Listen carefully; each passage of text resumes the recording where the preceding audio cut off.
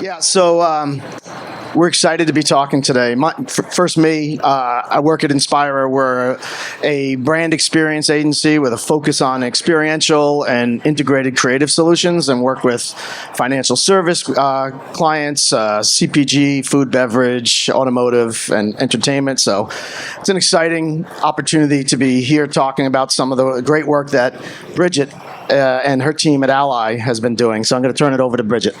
I'm Bridget Sponsky. I am the Executive Director of Brand and Sponsorship Marketing at Ally, and that encompasses a lot of things, right? Everything from the protection of our brand to the strategy for the brand, to how we execute our external communications and marketing, to all of our national and hometown sponsorships, and how we show up in the multicultural sense, whether that is talking directly to multicultural consumers or making sure that we're representative of all multicultural consumers within our work. So I've been with Ally for almost 16 years now.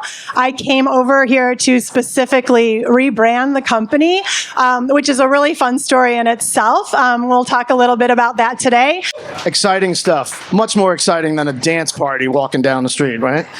I'm really excited about talking today with Bridget because, a lot of financial companies have very transactional relationships with their consumers, and Ally has done a fantastic job of really being authentic, having a lot of purpose, and really connecting and doing a lot of smart things and a lot of right things for diversity, inclusion, and equity in sports, entertainment, experiential.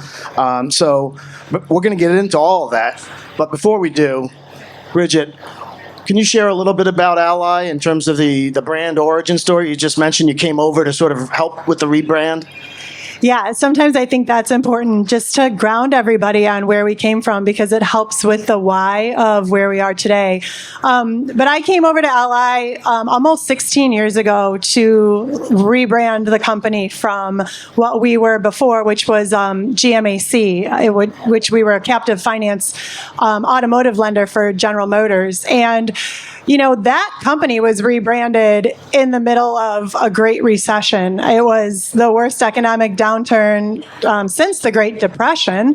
And at that point, consumers were not feeling banks. They were extremely scared. I think that they were feeling like they didn't have control because they had been resigned to apathy for nearly 100 years. And banks made the rules and people were following them. And that's really what we had to kind of overcome, was really understand that at that point in time, the world wasn't looking for another bank. It was just looking for a better bank. And with that, we kind of found this white space. And that was something that nobody in the banking industry was talking about, or nobody in the banking industry really cared about. And that was the customer. And so as we were kind of going through our value proposition, one of the biggest moments that will stick with me forever was when a bunch of us kind of got into a small room and we started whiteboarding everything in the world that we as people hated about banking. Everything from not being able to access your money 24/7, not being able to understand if your money wasn't making money, not being able to get somebody on the phone when you needed to get somebody on the phone.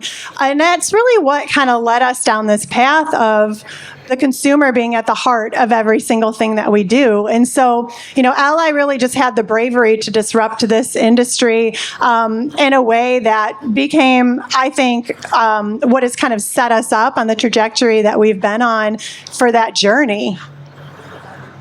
That's great. And part of that, you also mentioned GMAC and then Ally, the name. Can you talk a little bit about sort of the meaning behind the name? Yeah, the name and the colors for sure, because the banking industry, it's been a sea of sameness, like for lack of better words, the blues and the reds and the whites, and that's just kind of how the banking industry was identified. And so, the plum color was very purposeful because we were definitely going to be a different kind of bank. And the Ally name was very purposeful because we didn't want to be a bank that was going to be kind of, just in general terms, kind of falling into that seam of sameness, but that name really meant something, and that's what we were going to be, was an ally to our customers, an ally to consumers, and somebody that always had your back. And, I think as a bank, we have a responsibility to positively affect the trajectory of people's financial lives, and that's where Ally really was born. So when we get into some of what we just saw in the video, there's a really vast portfolio of sponsorships, partnerships, and experiential. Can you just, for the folks that are here, just maybe just highlight some of the assets that you're responsible for? Yeah.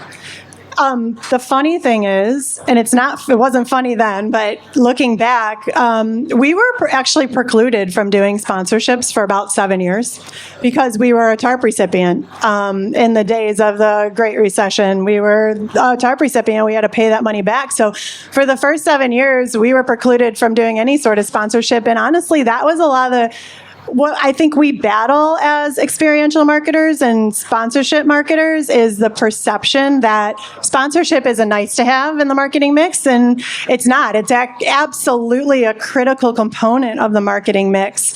But we started very, very small. I think I'm not going to sugarcoat the process, but it was difficult. We had a leadership team that was very much focused on the indirect dealer lending business, and in that space, you don't do a lot of consumer marketing. You don't really do any of it. And the banking aspect of the business was very new. So, selling that value of sponsorship in wasn't easy. But I was given sort of a very, very small budget. And we actually worked with the International Champions Cup through Relevant Sports.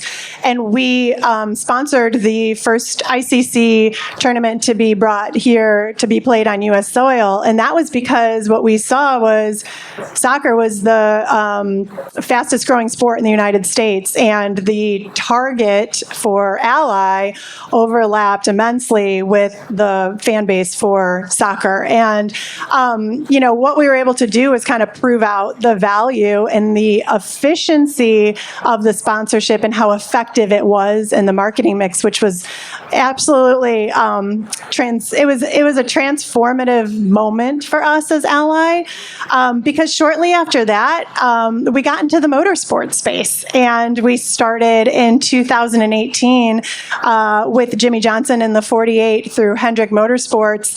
And over the last 5 years, we've grown with a sponsorship portfolio of motorsports, NASCAR. We have a Charlotte FC, the Charlotte Football Club, kit sponsorship. We work with the NWSL on a league sponsorship. We work with the NWSLPA with the players. We just announced a sponsorship with the USGA.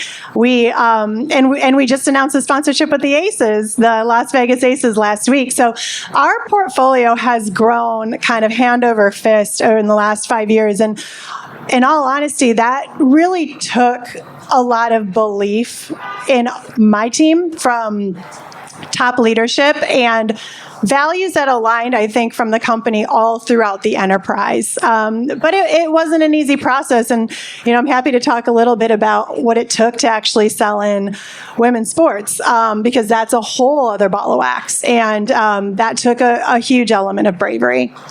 Yeah, so you've got an impressive portfolio of assets. You've sold that into leadership. How did you land on the role of experiential and sponsorships for Ally? Because it's a hugely competitive category, financial services. A lot of people have their logos on things, they get the rights, but it's sort of a plug and play, and you've got some real purpose behind what you've been able to accomplish as a company. Can you talk about that? Yeah, and I think that's a good point, actually, because as a digital-only bank, we don't have any brick and mortar. So we don't have any way for consumers or customers to be able to interact with us face to face, to feel us, to hear us. I mean, we had to figure out our entire lives how to be human in a digital world. world. And that's really where our strategy came from, was how do we make sure that people understand that there's humans behind the website, that there's humans behind their app. And that's what really led us into the strategy of disruption. So it's not just within sponsorships. We do a lot of experiential in our marketing that we call disruptors. We will do things where we'll send people out into the world and we'll hide pennies. And it's more of that ability for us to create a category recognition and for people to understand that Ally is a bank, and for people to learn and experience sort of financial education in really fun, conceptual ways, which is how do I make people understand that the more pennies that you find, the higher your reward is going to be. So it's building on that savings, and it's also understanding what it means to spend and how to spend on meaningful things. And so we do a lot of what we call disruptors, but in the sponsorship space, when we entered that specifically in motorsports, we've been very intentional about the partners that we choose. And we need to make sure that those partners are also ripe for disruption, that they want to be disrupted and that they want to be pushed. And that's exactly what Hendrick Motorsports wanted in 2018. So when we entered that relationship, our strategy was to disrupt the traditional meaning of sponsorship in the sport of racing. It's great. You know, we're all consumers, so most of us are familiar with Ally and some of the great work. For me, I really took notice. I happen to be a judge in the Reggies each year, and last year I think I saw your programs be submitted for 4 different categories that I was reviewing, and it really hit me at my core about how meaningful the work is. Can you talk a little bit about the changing the game and the 50-50? Yes, I'd love to.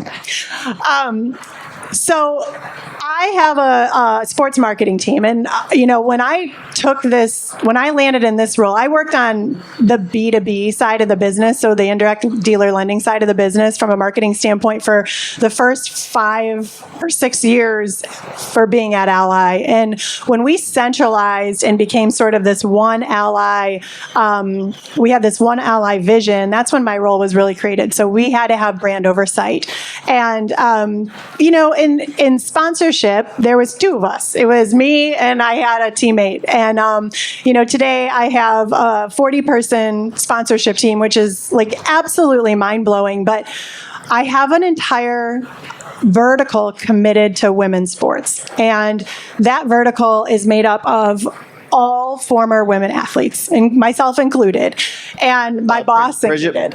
What was your sport? Okay, so I played softball my entire life. Grew up in the game. I had brothers, my dad.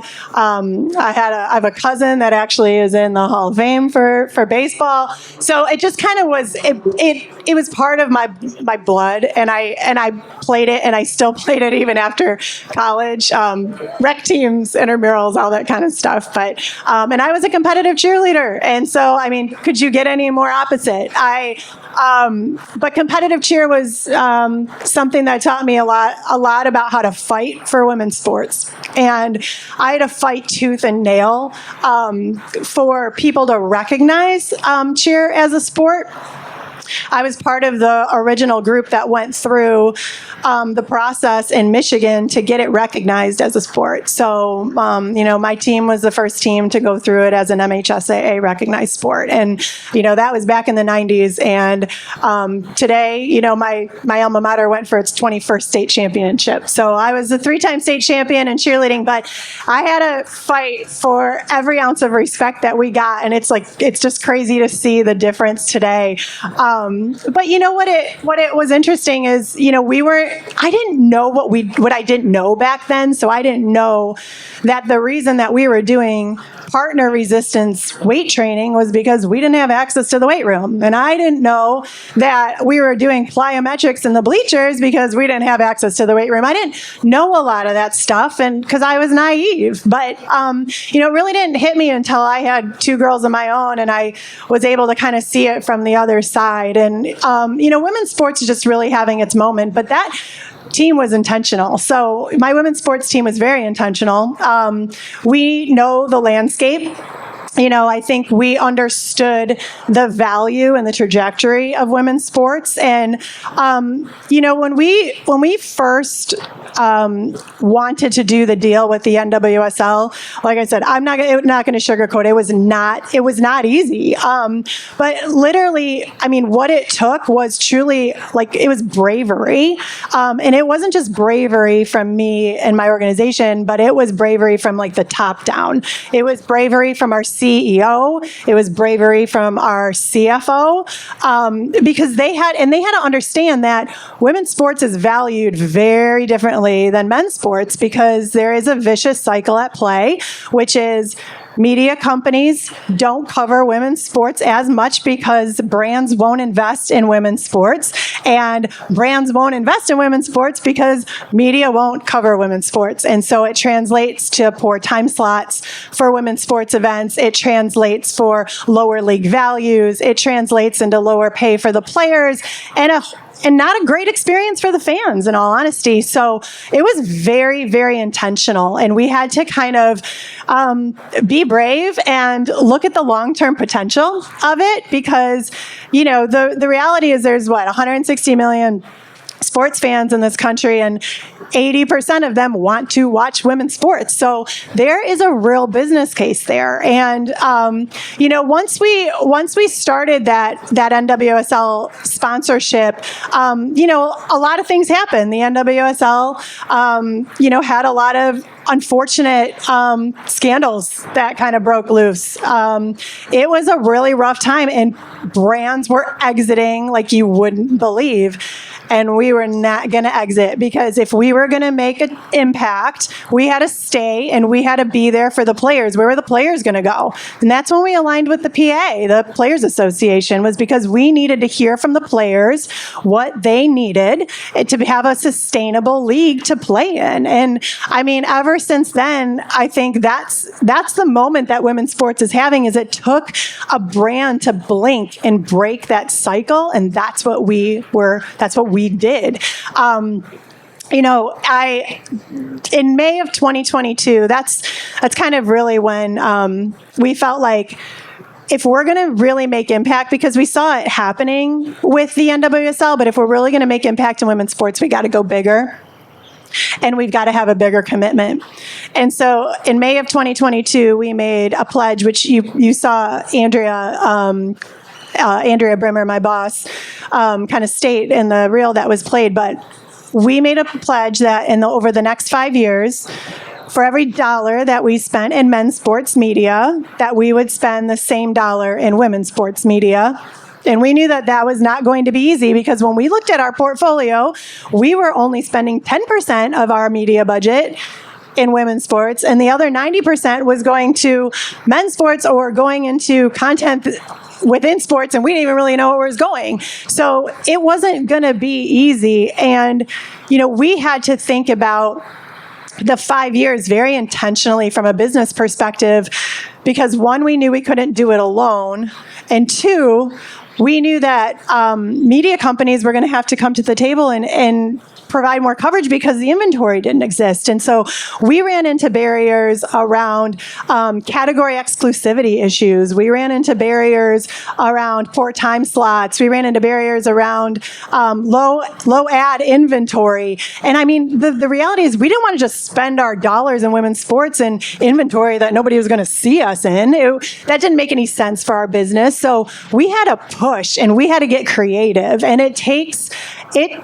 investing in women's sports is so much different because of the way it's valued and because of that systemic cycle. So we really had to get creative and innovative. And, we're 2 years into this 5-year pledge, and we've increased our women's sports media spend by 300%. And we're nearing a 40-60 split already in the beginning of 2024.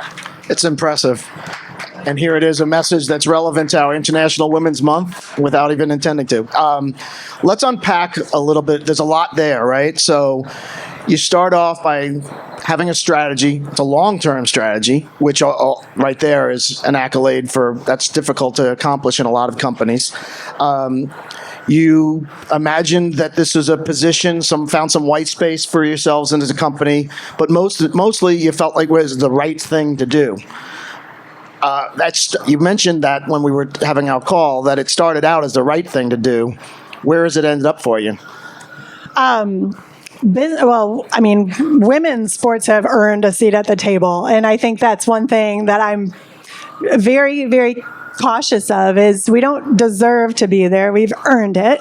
And I think that that's being seen more and more and more. The more you talk about it, the more change happens. And, for us as a disruptive brand, it's always been in our blood to say, if we're not going to make an impact, we're not going to do it. So we've got this deeds over words mentality, this impact over fulfilling contractual assets mentality.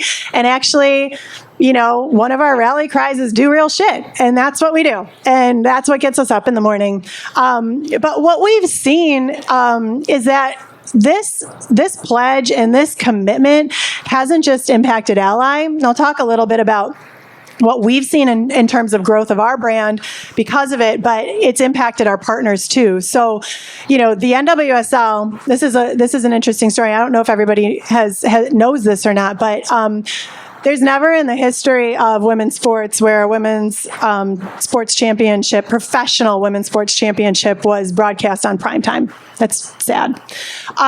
We worked with CBS and the NWSL in 2022 and worked to move the NWSL championship match to prime time. And with that move, we saw nearly, I think it was a million viewers, and the viewership increased by 71%. So it just goes to show that if you're covering women's sports, like the viewership is there and people want to watch it. And since our pledge, the NWSL has also seen 184% increase in fandom, and those fans are spending more as well. So from a brand standpoint, our brand health metrics have increased double digits, which is, it's incredible for us to see. And the attribution of those brand health metrics is definitely coming from sponsorships. It's putting us on the map, and it's making real impact, and that's what people care about. We've seen those double-digit numbers grow, so things like our brand awareness, our brand likability, our brand preference. And when we see that type of favorability from non-customers, from consumers, our research has actually shown us that those consumers are 6 times more likely to convert to our brand, and they're more likely to convert at an 87% more efficient cost rate. So it's proven the efficiency of the channel for us. And like I said, when you think about the 160 or whatever million sports fans that we have in the US, and you've got 80% of them that want to watch women's sports, that metric has some power behind it. So you start off by doing what you feel is the right thing as a company. You impact the game, elevating the game, building your brand, building the sport, building the athletes' brands. You're having this significant impact on culture. And so what starts off as the right thing to do ends up being the smart thing to do because of all the business outcomes that you were able to drive for Ally and your surrounding partners and ecosystem. It's really impressive. And it seems to be that there's no end in sight.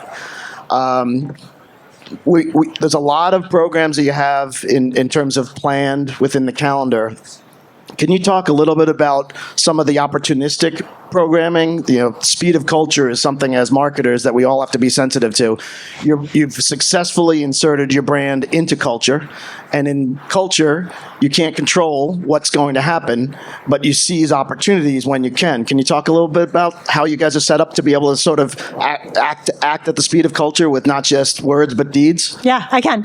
I have to say this though first because I think one of the most awesome examples that I just saw last week was when Molson did the name on the back of the Professional Women's Hockey League jerseys, and it was about seeing their name. And I have to say, I thought it was brilliant, and it gives me chills to think about it, because these are the things that are happening because brands are blinking and they're changing the cycle. And when you see a woman's name, their last name on the bottom of their jerseys where their ponytail isn't covering it, I mean, that speaks volumes. That's impact, that's change, and that's the kind of thing that we need to do, whether it's International Women's Day or the anniversary of Title IX. I don't care when it's done, but that's real impact. That's deeds over words. And what I thought was really cool about Molson was they made their brand right underneath the hairline, and they made their brand small. But it was a great message from a brand standpoint. I thought it was extremely effective. But you asked about culture. And I think that women's sports is one thing that I'll say, because of our culture, like Ally's culture, we were kind of able to see around that corner and understand it. We've got a lot of, I think, infrastructure within the Ally walls that allow us to sort of live in culture. We like to say that we're a brand that lives in culture. We've got employee resource groups that, a lot of companies have adopted, but from a marketing standpoint, we're highly in tune to them. We almost dotted line to each other, which has been absolutely critical, I think, to some of our activations and some of the strategic moves that we make. But what I think has been really game-changing for us is my team. Like I said, I have oversight of our brand team, and I've got incredibly brilliant brand marketers that they stop at nothing to live in culture. They actually set up this forum within the enterprise, and I think that's what kind of makes us so special is we don't operate as marketing and HR and ESG or DE&I or the business. We operate as a holistic company. Truly understand that there are strengths here and there are weaknesses here, and how do we balance each other out? So we started this brand safety forum a little while back, and it's essentially a compilation of employees, material risk takers, and people within the work that come together every single week to talk about what is happening in the world. And there are no holds barred. I mean, we talk about everything, and it gets uncomfortable, and we have had to get comfortable with being uncomfortable, but that is what has led to, I think, us being on the forefront of it and being able to live in it. I have another philosophy on sort of living in culture, because it's not just about being able to be nimble and quick. And when things happen in the world, you got to jump on it. I think there's an element of you also have to be really careful. And I think that especially this year, right? We're in an election year. There's a lot of chatter, and I think there's potential. And we've seen it in the last 15 years. Consumer sentiment changes, and people get chippy, and you have to understand where the consumer is coming from and when their mindset is at. But I think what has been for us, smart is that we don't try to turn around things on a dime. We definitely observe a 48-hour rule when, there's an opportunity that's kind of quick and something that we would want to jump on, because you got to make sure you're making the right decision and you're not making a rash decision. And what's really hard about the sponsorship space is you have to protect yourselves, because you also have to protect the partner that you're with. You have to make sure that your brand's not caught in any sort of crazy crossfire that might happen, because now you're not just responsible for your brand, but you're also responsible for your partners and their organization, and they're responsible for you. So it is a tough thing, and I think making sure that you take that time to really think about things before you just throw them in the marketplace it's essential to keeping your brand safe. But the other piece of it is we do a lot of work ahead of time. The women's, the 50-50 pledge, while it came down quick, I guess, relatively, it wasn't as quick as you think. And I think, I always said, I think Nike does a good job of this too, is anticipating trends, because I think living in culture and being in tune to it gives you an element of being able to anticipate that and kind of see around corners and maybe think about where things are going to go so that you can start working on things and hold on to them until it's the right time to launch them. So I always tell our agencies, like, there is no bad idea. Like, there's no bad idea. And if you want to send in an idea and maybe it's not right for today, I'm going to hold on to that one. I'm going to put it in my back pocket because there might be a time where that's right. And I think we've got to give ourselves permission to do that. Like, we're marketers. I know the whole, like the whole hurry up and wait thing is part of what we do. But we've got to give ourselves grace, and we have to be really, really smart about, building things that might matter in the future too. 48 hours as a financial company is impressive to be able to be responding. We talked, one final question, right? We talked about this is an activation. We're friends and family here. We're a group, right? This space that we're all in, we have a passion for it. A lot of times when I ask marketers, if you think back over the last year, what are some of the highlights for you in terms of your achievements as a marketer? Typically, I hear the answer that it's some event that they were at, a sponsorship, some type of opportunity to see the brand come to life with consumers. Anything that you can share in terms of what you've been inspired by? Yeah, all of it. The first one that comes to mind is our partnership with the Charlotte FC. And just from a personal standpoint, I was actually out for a little bit with some personal health issues, and the Charlotte FC, that was a partnership we kind of jumped in on at the ground level. And, was able to kind of build up. Well, then COVID hit and the whole season got pushed back another year.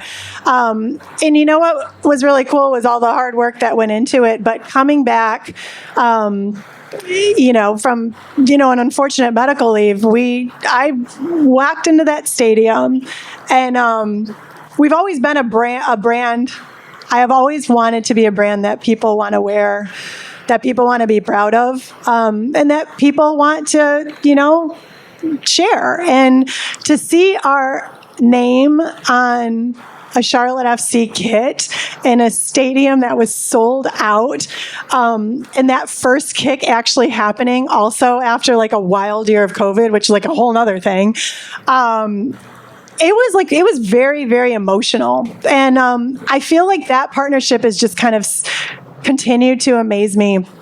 There was a time where the national anthem singer's microphone went out, and some of you guys may have seen this, but it went out, and the entire stadium in our kit, all the fans were wearing our kit and the Ally name, and they started singing with the singer. And it went international, and it was just such a proud moment for me, as a marketer. But, the other one obviously is the 50-50 pledge, because I'm watching some real first-time monumental shit happening, and I am so proud of what this team has built.